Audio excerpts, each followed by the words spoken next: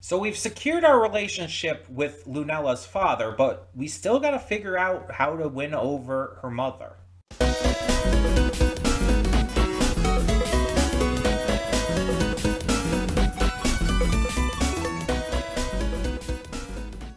Hey everyone, welcome to Princess of Gay. I'm your host Connie, and today we are here with my blind reaction to Season 2, Episode 17 of Moon Girl and Devil Dinosaur.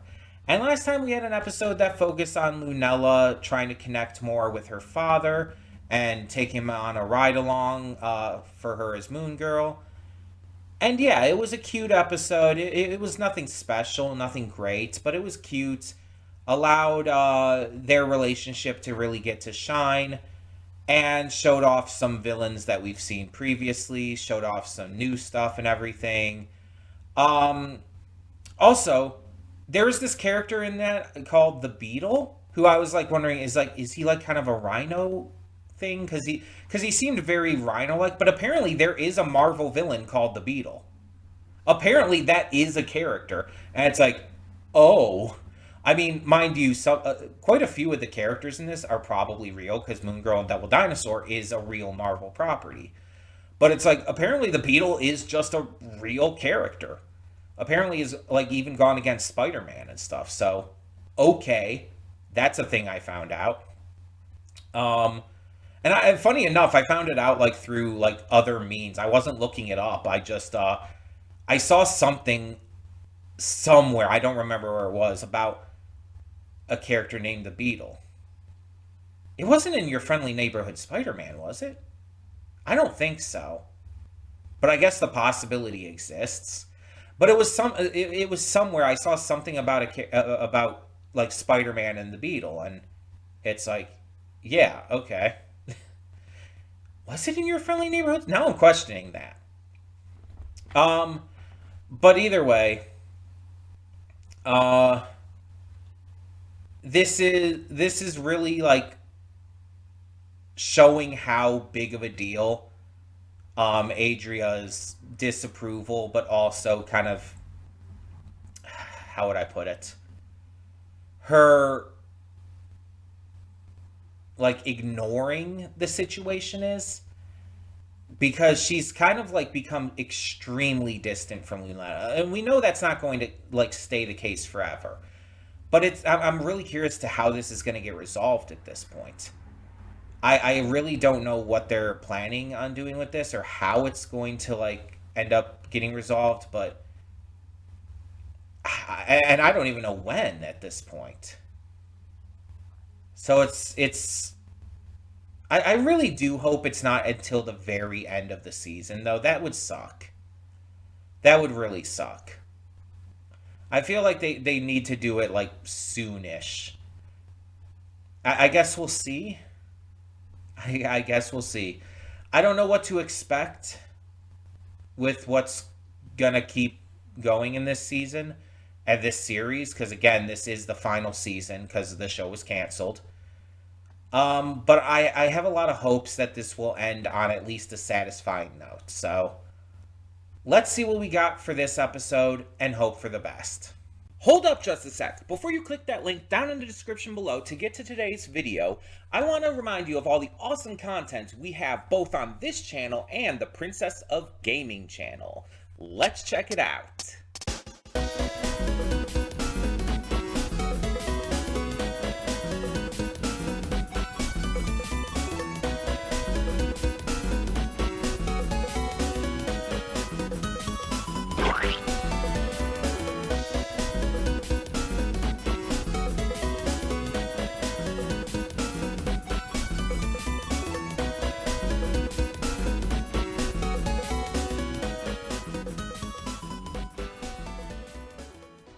And we are back, and we'll begin with spoilers in 3, 2, 1, now.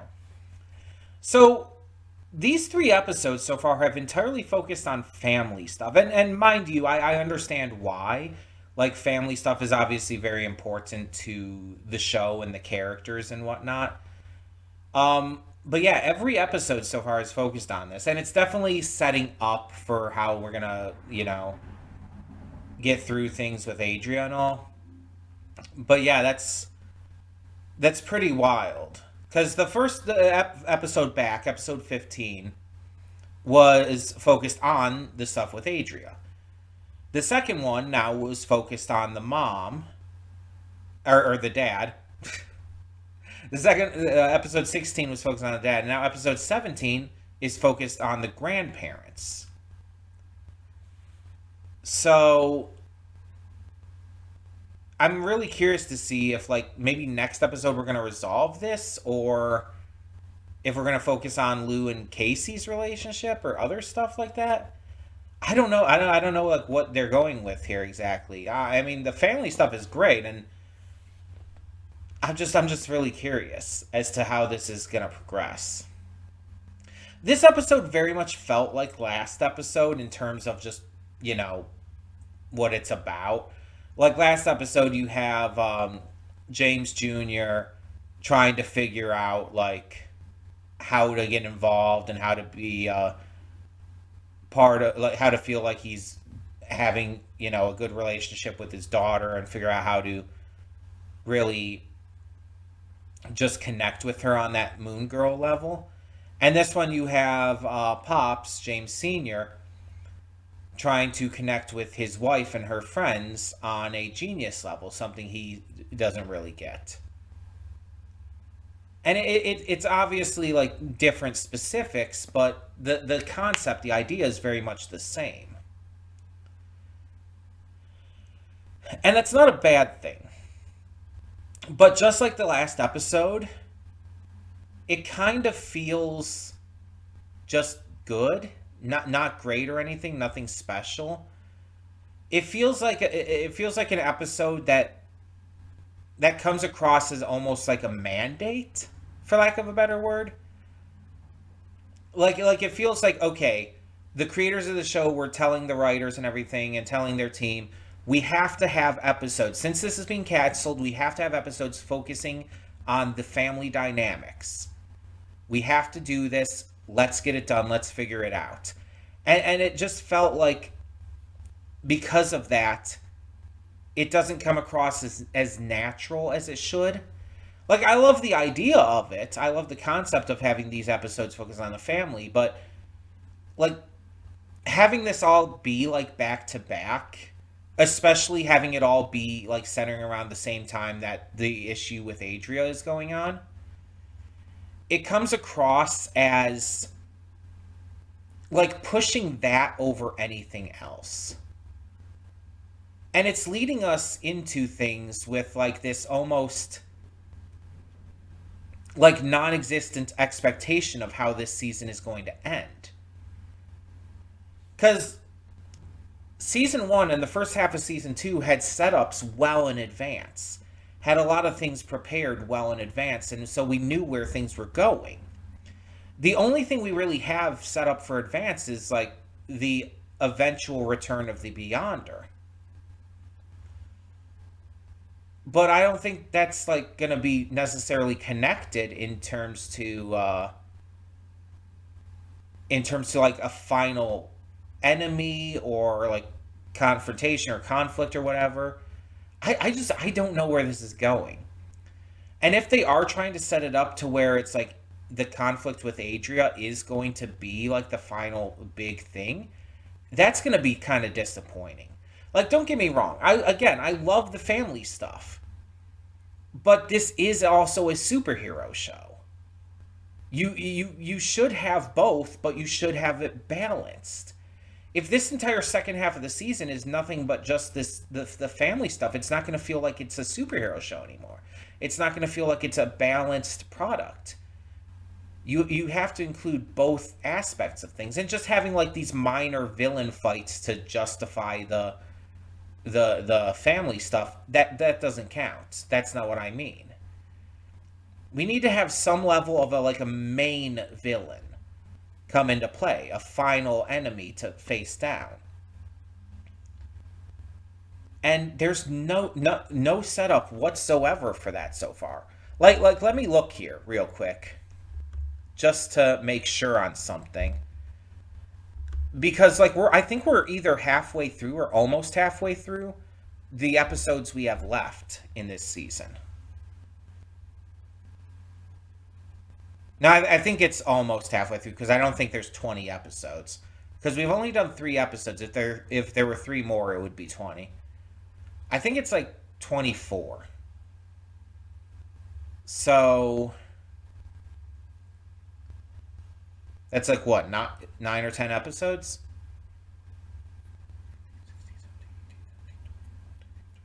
Yeah, it's 10 episodes.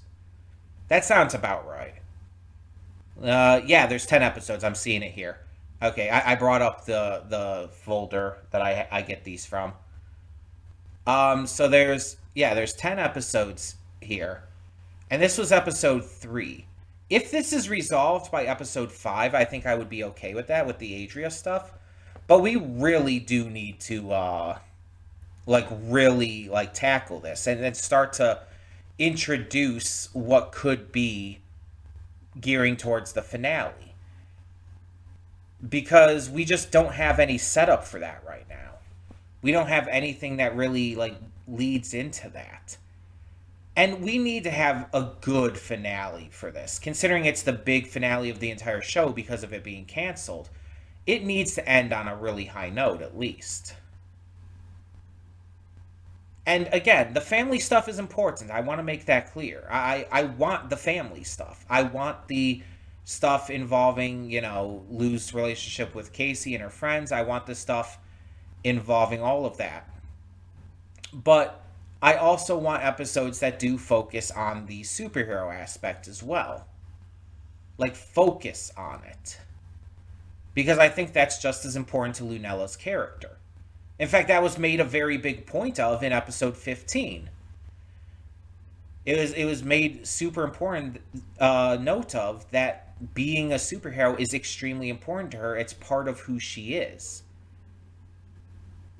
But we haven't seen that so far in these 3 episodes, and that's my only issue with them. Because I still like these episodes. They're still good. It's just outside of episode 15, these other 2 just haven't been great. Episode 15 has been the only great episode so far, and that's because it was directly continuing off the first and had like direct consequences, or off the last, not the first. It was directly continuing off of episode 14 from last time we had episodes, and is directly showing the consequences of everything that has led up to now from previously in the season. It is actively important. So, yeah. But these other 2 episodes have just been, general family stuff. And there's some superhero action in them, but it's like, that's not, again, it's not the focus, it's not the point. I don't know, maybe it's just me, but it's like I want that balance to be brought back a little more. I want episodes that do focus on the hero stuff just as much as the personal like relationships. Not I don't want it to where the hero stuff feels like a plot device to push the personal relationships. You know what I mean? Though I did really like that this episode very subtly confirmed that Merle and Matsuye are a couple, because that was a question we had from the previous episode. Like, are they just like really fucking close friends, or are they an actual couple? And the way they went about it, the subtle way they went about it by having like, I think, was it Pops who said it, or was it James Jr.? But like asking like, do I call them Mrs. and Mrs. Tomato? It's like that was such a subtle way of confirming that. And I'm really worried, I'm really wondering is if Disney like forced them to have to do that. Would Disney not allow them to say it outright? Because we know that Disney has had problems with that, and I mean with this show in general, they cut the trans episode with Brooklyn and all. And so it's like we really can't trust them in that regard.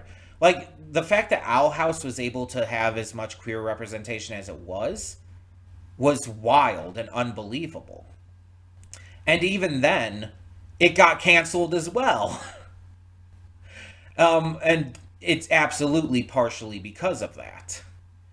like Amphibia had to have like the extremely subtle showcase of it as well by having just a buy pride sticker in Sasha's mirror in her car as an adult. It's like there's so much that Disney has just not allowed to happen. Gravity Falls refused to let a lot of representation happen. Wendy was supposed to be shown to be bi, for example.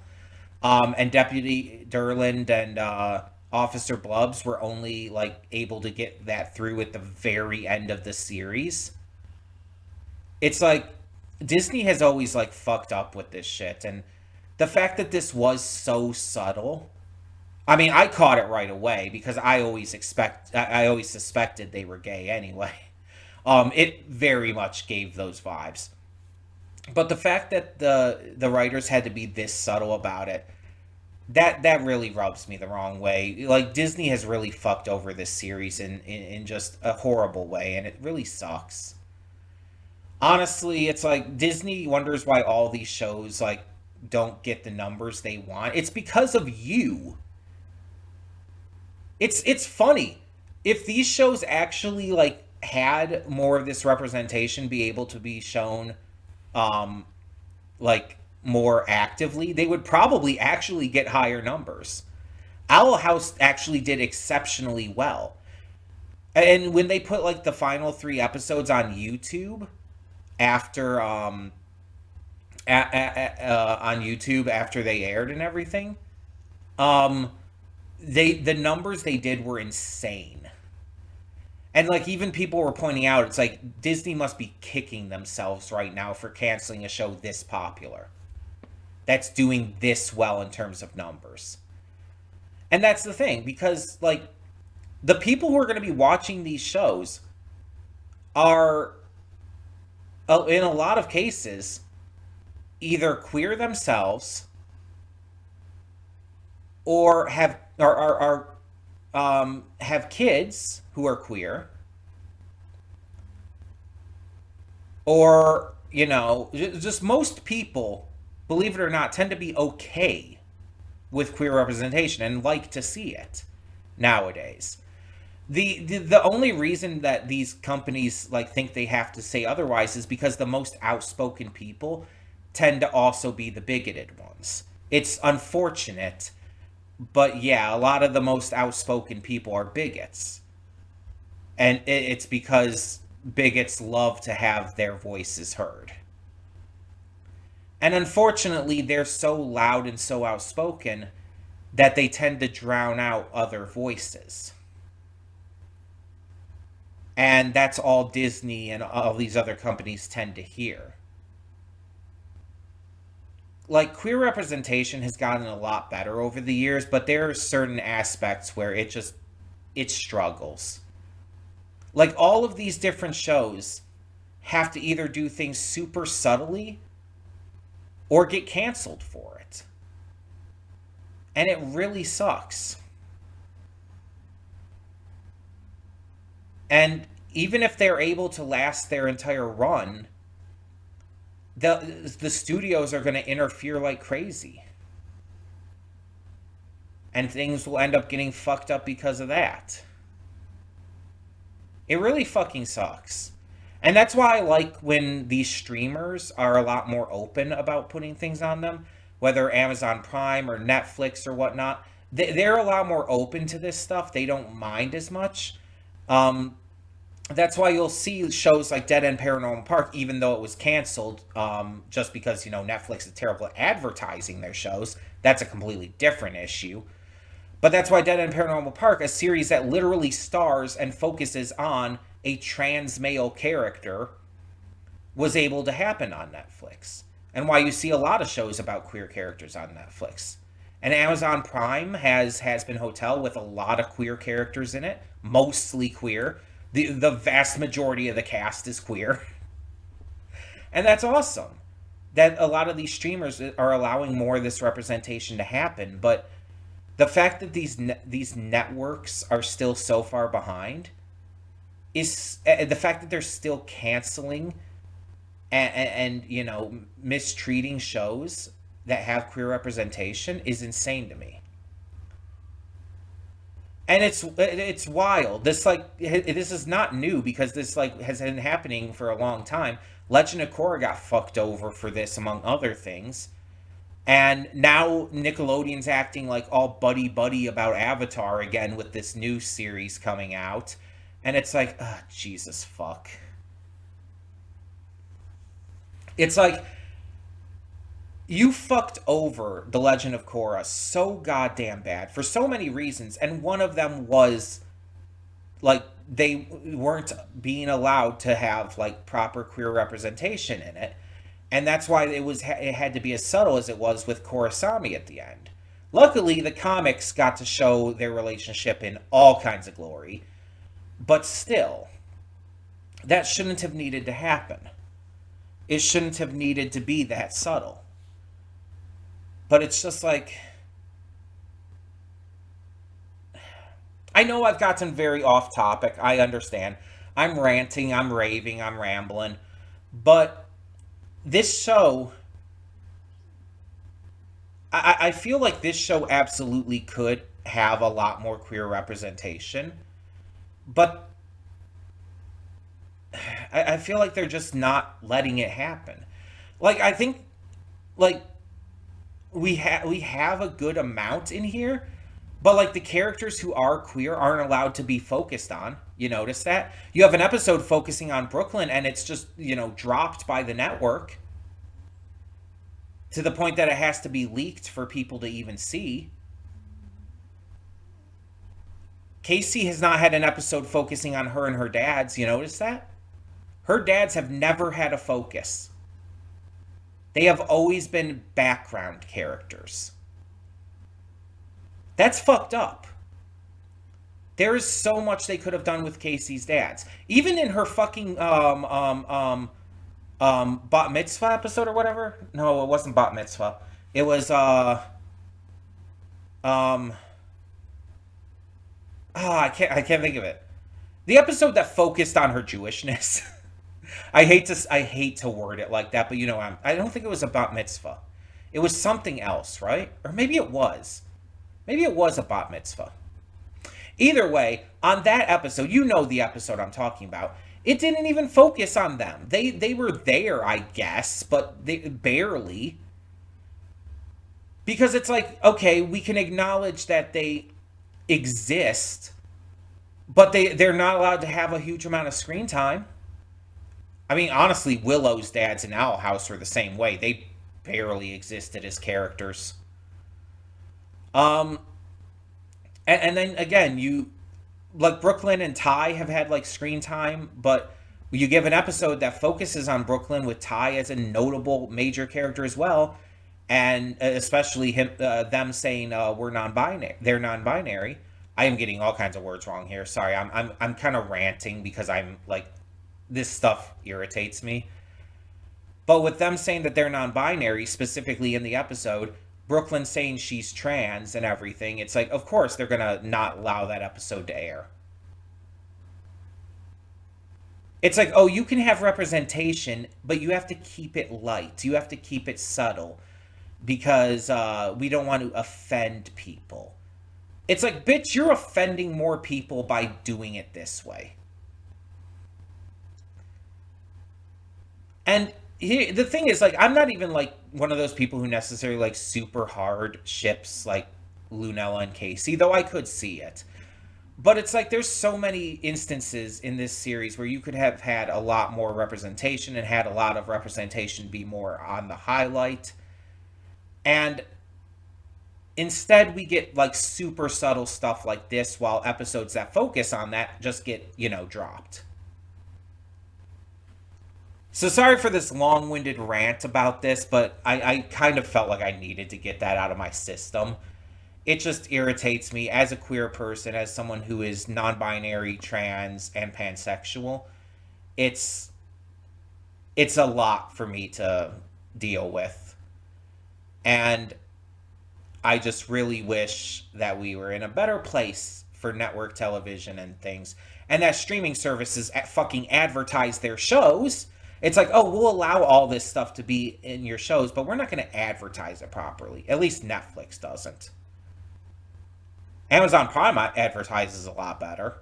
Netflix is like, oh, we're going to have a show exist. We'll maybe mention it once and that's it. It's so fucking ridiculous. Netflix is absolute dog shit at advertising their shows, especially animated shows. That being said, yeah, I did enjoy this episode. The smart pops and everything was fun, but it wasn't anything special. It just felt like the last episode just again. It really did. Um, I just feel like it was. I feel like again, it's just trying to fill a quota rather than like feeling naturally integrated. And I blame that more on Disney than I do on the writers and everything, because again, they canceled it. They only have the rest of the season to fill out. Otherwise, they could have had episodes like this paced a lot better, split up and everything. But yeah. But tell me what you thought of this episode down in the comments below. And for now, I'm Connie and I'm signing off. See y'all next time.